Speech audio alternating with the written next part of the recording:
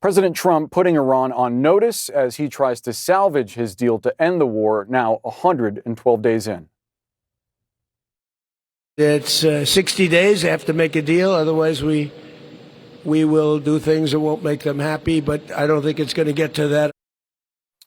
Those discussions, though, have not yet started. In fact, they were supposed to be taking place right now, but Iran backed out after one of the deadliest days since the start of the war.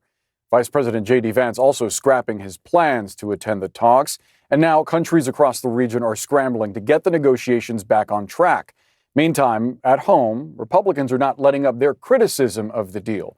Just listen to Senator Ted Cruz today.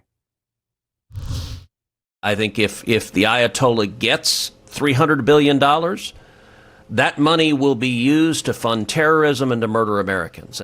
Now, Trump claims that $300 billion fund is not coming from the U.S., but money to Iran is still money to Iran. And importantly, that money is an important part of what helps seal this deal, even as Trump continues to attack former President Obama for using similar incentives. Remember this. If I don't terminate the JCPOA, remember, that was a road to a nuclear weapon, legally. It says right there. And Obama thought he could pay them off. He gave them billions and billions of dollars, $1.7 billion in cash. You know, it was a well-known story, but it didn't work. You can't bribe your way out of it. Obama responded. Just listen to what he told NBC News. We've now fought a war, spent billions and billions of dollars, put an enormous strain on our military. A lot of people have died. And it feels like we're back where we were before we started the war, except maybe a little bit worse off. Kevin Liptak is out front live outside the White House. Kevin, where do negotiations stand tonight? Yeah, I would describe the status at the moment as pending. You've heard the Iranians say that they're working through the mediators to try and get these talks back on track. The White House has said that J.D. Vance, the vice president, is essentially ready to go whenever. They say he'll leave at the first available opportunity. And I'm just learning now that Steve Witkoff, the president's envoy, is also on his way to Switzerland to try and get these negotiations up and running. But still, at this point, there's no indication that Vance is leaving tonight. And we're now at another day that has gone past where these negotiations over these very difficult issues on nuclear matters, not to mention the proxies and the missiles, have gone by. And that, I think, is causing some heartburn among American officials. 60 days was already a very compressed timeline to have some very technical discussions. Remember, it took the Obama administration 2 years to work out some similar issues. We're now 58 days before the war could potentially be reignited. And President Trump is threatening that as a possibility. He wrote on Truth Social earlier, quote, "We didn't meet out of desperation. Iran did. They are finished. We'll play out the 60 days. They get no money, not 10 cents. Now, of course, we know Iran actually does stand to benefit just from this memorandum of understanding. The U.S. will apply waivers on some of its oil exports. It will be allowed to sell the oil almost immediately. And even though President Trump is framing all of this as an exercise of Iranian desperation, he himself said 2 days ago that he wanted the war over because he was worried about economic catastrophe and he didn't want to be compared to Herbert Hoover. So clearly, the president, I think, has reason to get these talks back on track. He'll need these technical talks to work. He'll need the nuclear issues resolved if the critics of this deal, including his own supporters, are going to be quieted, who claim that this deal gave too much to Iran without getting much in return for the United States. From what I'm hearing, a lot of the blowback seemed to come from Israeli operations in Lebanon, but the Iranians seem to forget that that's in response to Hezbollah attacks inside of northern Israel. 1% of the Israeli population has remained displaced since October 7th, and projectiles have continued to fly. And that is part of the problem with having two parties who are subject to an agreement, yet neither one of them are signatories to it. And that's where we find ourselves, in the sense that Israel is not a signatory, neither is Lebanon as a sovereign country, and neither is Hezbollah, which is a designated terrorist organization. Nazila, the Supreme Leader is putting Trump on the defensive. You saw the official White House account posting, "Iran is finished." What are you hearing from folks inside Tehran about how they see the situation? Boris, what I'm hearing is also a lot of skepticism on the ground. And it's very interesting because these are a lot of ordinary Iranians who are very skeptical about the deal, partly because they say President Trump is unpredictable, President Trump is unreliable. And they're asking whether he's going to hold Washington's end of the bargain.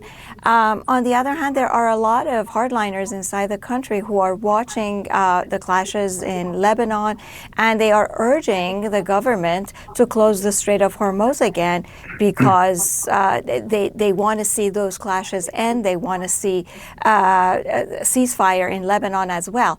And I think that's why Mojtaba Khamenei put out a statement last night, and he sort of distanced himself from the deal. But inside Iran, on the ground, people see this deal as a shaky deal, and they're not sure if either side would hold their end of the bargain.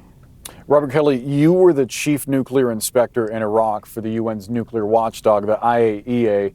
Today, Iran actually denied claims by Trump officials that Tehran has invited inspectors to all of its nuclear facilities to identify where that highly enriched uranium is held. I wonder how difficult that process is going to be. Is that something that at this point seems realistic to you?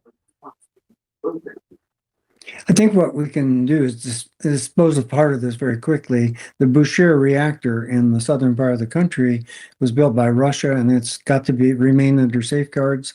It was under safeguards for the period between the 12-day war and the Second War. So I think the inspectors will be going back there. As regards going other places, I'm sure that Iran would like to take them to the places they've already been so that Iran can show off the amount of damage that there was and damage that there wasn't. And so that they can have the upper hand in terms of the discussion about the nuclear program. Alex, when it comes to Trump saying that he can prevent Israel from attacking Lebanon, he said, "They do as I say." I wonder if you think, as you talk to your sources, there are concerns that Israel may undermine this deal.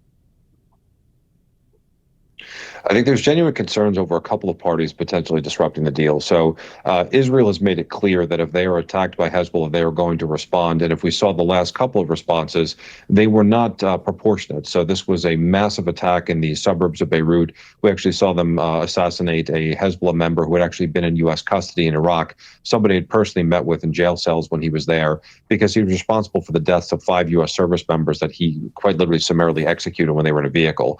That being said, those types of disproportionate responses have the ability to draw a counterattack from Iran and sort of disrupt the process.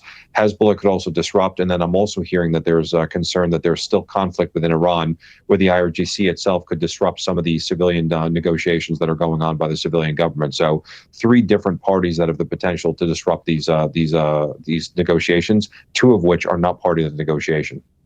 To the point about Hezbollah potentially being a disruptor, I wonder, Nazila, if you are seeing the same sort of approach from Tehran that the United States is now taking with Israel, where it's saying that, as J.D. Vance said, it should not be attacking its largest backer in the world, that it should be, in the words of Donald Trump, sane. Are you seeing any attempt by Tehran to restrain what Hezbollah is doing?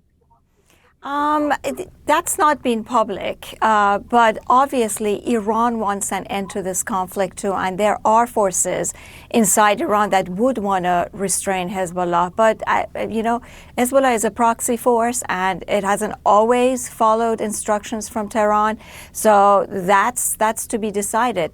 But inside Iran, now that the blockade has been lifted, the economy is starting to show some signs of improvement. And Iranian authorities definitely want to see an end to the conflict, to the direct conflict. So I'm pretty sure there is a big group inside the government that is trying to rein in Hezbollah. Robert, getting back to the enriched uranium for a moment, in a new interview with Axios, President Trump suggested again that Iran is unable to reach that highly enriched uranium after U.S. strikes last summer, after Operation Midnight Hammer, saying that those strikes collapsed a mountain on top of it. What do you think nuclear inspectors are going to be able to do with that buried enriched uranium? Well, the first thing is it's probably not buried under a mountain. It's probably been dispersed around the country in the number of small containers, not much bigger than the fire extinguisher. General Kane gave a very clear description of what the bombing accomplished in the first round, and it was very clear from that that the bombers didn't go to the site where the uranium was known to be. The IAEA saw the uranium for the last time in, I think it was early June. And 22 days later, the bombing started, and Iran had plenty of time to move that material somewhere else.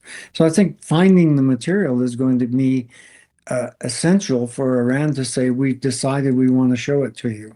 If they don't do that, no one's going to find it. It'd just be too hard.